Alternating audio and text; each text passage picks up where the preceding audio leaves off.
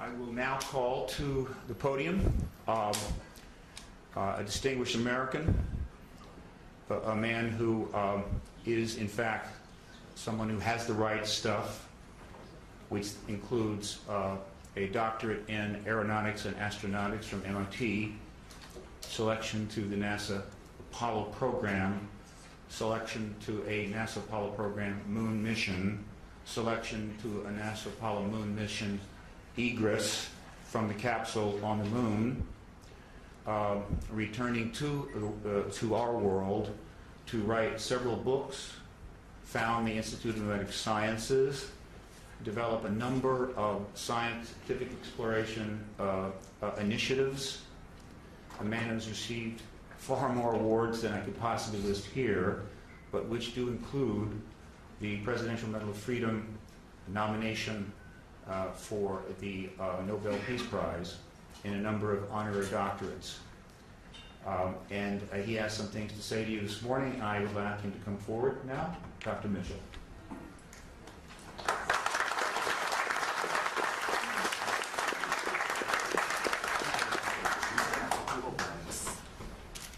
Thank you very much for being here. My story with regard to the disclosure process is very simple.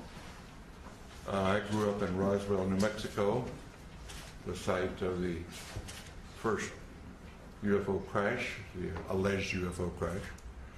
And my story is as a result of growing up there. I was a senior in high school, just going into my senior year in 1947, when on one day the Roswell Record announced that an alien craft had crashed, and the next day changed that story and said no, the Air Force said that was a weather balloon.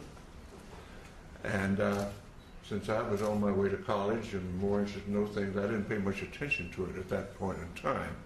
However, my family was in the agribusiness. My grandfather was a cattle buyer and sold registered hereford bulls to the ranchers in the area, knew everybody in the area, in the Pecos Valley and beyond, sold cattle into Arizona, western Texas, and was affectionately known as Bull Mitchell in those parts. And so it was not unsurprising to me later on that the lore of the area, of our friends and the people in Roswell, including the Sheriff's Department, and a military friend of ours, a major, who was also turned out to be a friend of Jesse Marcel, who was the first Air Force officer on the site of the crash. And this Air Force officer was in administration. He was not really involved, but he eventually told me his story, and that's how I became involved. So after my Apollo flight, I did very little. I knew nothing but the lore of the region up until that point. But after my Apollo flight, when I was back in the area and visiting relatives and friends, some of the people in the area who had been involved, what I call the old-timers, who were involved in the 1940s, 1947, and subsequent with the Roswell crash, and people like in the Sheriff's Department who had been to the crash site and were supervising traffic. My friend and friend of our family, the Major, who was an office mate of in the administrative function at Walker Air Force Base. These folks, because they had been shushed and told not to talk about their experience by military authority in those days, and on dire consequence if they did, felt that here in the 70s, many years later, that they didn't want to go to the grave with their story. They wanted to tell somebody reliable. And being a local boy and having been to the moon, they considered me reliable enough to whisper in my ear their particular story and their association with the Roswell crash, including the family of the undertaker who provided coffins for the alleged alien victims, and others on site who had been involved or knew the story. And of course, eventually I ran into Jesse Marcel Jr., the son of the Jesse Marcel, who was the first military officer on the site, and knew his story, and knew his story well, and we became friends in later years in this disclosure movement. And at some point, about 10 years ago, and I can't remember what date it was right now, when the disclosure movement was going strongly, I came here to Washington with a Navy commander by the name of Will Miller and Dr. Stephen Greer, and we were able to get an appointment at the Pentagon to talk about what we knew, or what we allegedly knew, what we thought we knew, and went and told our story. And the powers that be at the Intelligence Committee of the Joint Chiefs of Staff listened to our story and said, the Admiral said, well, I don't know that story. I don't know that that's true, but I will find out. So we departed, went on our way, and subsequently learned through Dr. Greer and through Will Miller, and that those stories had been confirmed, and that the Admiral had been denied access when he tried to get into the inner workings of that process. And we had confirmation of that, although that Admiral now denies the fact that this is the fact. So my story is essentially that. I do have no first-hand experience with the ET effort, except the fact that I know all of these research people that you'll hear from today, and some who are not here today, who have spent a long amount of their lives and time doing research into the alien visitation, UFO crashes, and so forth. And I urge that those who are doubtful read the books, read the lore, and start to understand what has really been going on, because there is no doubt we are being visited. And as a person who is a part of the first generation of being a spacefarer of our civilization and having gone to the moon, and realizing that I do, and many of us do now, that have seen the Hubble pictures from space, the universe that we live in is much more wondrous, exciting, complex, and far-reaching than we were ever able to know up to this point in time. And the fact we have wondered, were we alone in the universe forever? Only in our period do we really have evidence, no, we're not alone. We are just one planet with intelligent life on it, and probably it is time, now that we are spacefarers on our planet, that we get active, because we're really universal beings. And in the long stretch of things, if we think about it in the longest possible range, we realize, and I realize this from my studies in astronomy and astrophysics, our sun will burn out in due course, and we have to be off this planet if our species is to survive. So anybody, any species, any planet that is on around the mainstream star like ours is, only has a finite amount of time on that star before it burns out. And so our destiny, in my opinion, and we might as well get started with it, is become a part of the planetary community of nations, of planets, just like when we were much newer on this planet, and we found tribes over in the next valley or across the next mountains, and we started forming communities then and reaching out beyond ourselves. At this point in human history on this planet, we're now starting, and ready should be, to reach out beyond our planet and beyond our solar system to find out what is really going on out there. And the 20th and 21st century that we now live in, the beginning of the Industrial Revolution really didn't take off until the 19th century. And I tell the story to some of my younger audiences, particularly in schools, that my great-grandparents went across from South Georgia to West Texas in a covered wagon at the end of the Civil War in the 1870s. My family, my father's generation, was involved with going off the planet in aircraft. And less than 100 years later, I went to the moon.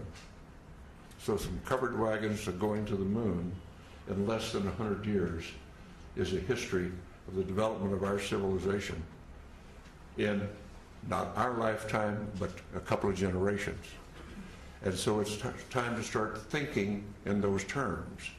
And particularly since now, in the 20th and 21st century, we suddenly find that due to our expertise and our genius in science and technology, we have exploded our population from under 2 billion at the beginning of the 20th century to over 6.5 billion at this point.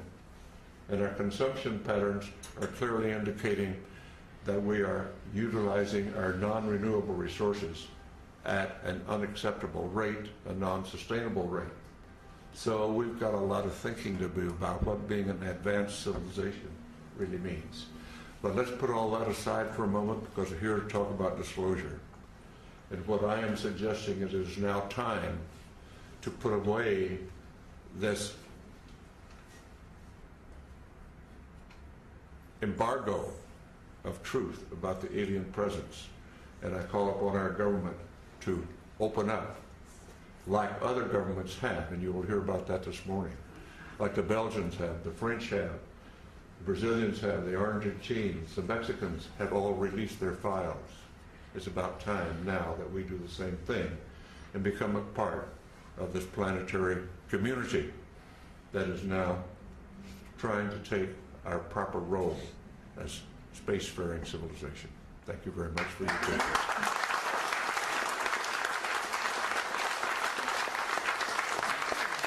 All right, now, would any of the media like to ask either of these gentlemen a question at this point? Any of the reporters? Yeah. Alan? Can you tell us, Dr. Mitchell, exactly what the locals of Roswell told you, if you could remember specifics? On the mic. Yeah. Yes, it was that the Roswell event was an alien craft, that it was not of this planet. That's the essence. What they really told me was their particular, each one had some particular part of it, like a sheriff's deputy was controlling traffic but heard from what the other people what was going on. The family of the undertaker told about the small coffins that were created for the alien bodies. And my Air Force family friend said yes, he had heard the same thing from Major Brazel. Each one of them just told what their portion of the activity was all about. So putting it all together, the sum total was, yes, it was an alien spacecraft. Thank you. Another question? Just had another question about Sure. fellow astronauts talking to you about seeing space, UFOs in space. No, I have talked to all of the astronauts up through the Apollo program. And the only ones that have had UFO experience were in their Air Force careers, where were vectored to chase a UFO, never quite made it, couldn't quite get them in their sights or whatever. And that was Deke Slayton, and Gordon Cooper had his experience that's been well recited about seeing one land at Edwards Air Force Base, seeing the pictures of it. Suddenly the pictures disappeared into the vaults of Washington and never returned. But the military people that had UFO experience were in their Air Force careers before the astronaut program. And of course, being a military and Navy pilot myself, the stories among airline pilots and other pilots is they're just all over the places. And we're all told, shut up about it. I never chased one myself, but all my friends that did, where it was all the same thing, don't talk about it.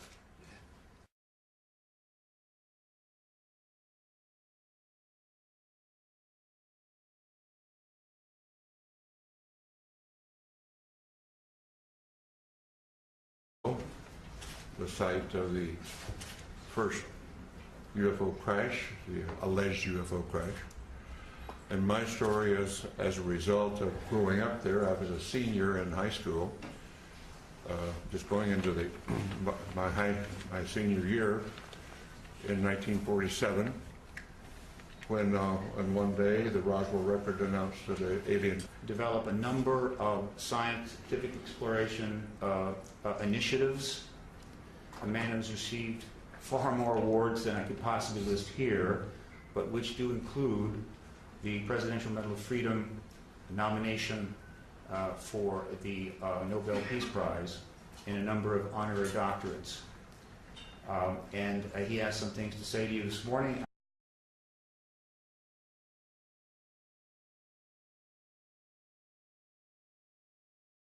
I will now call to the podium a distinguished American, a man who is, in fact, someone who has the right stuff, which includes a doctorate in aeronautics and astronautics. I would like him to come forward now. Dr. Mitchell.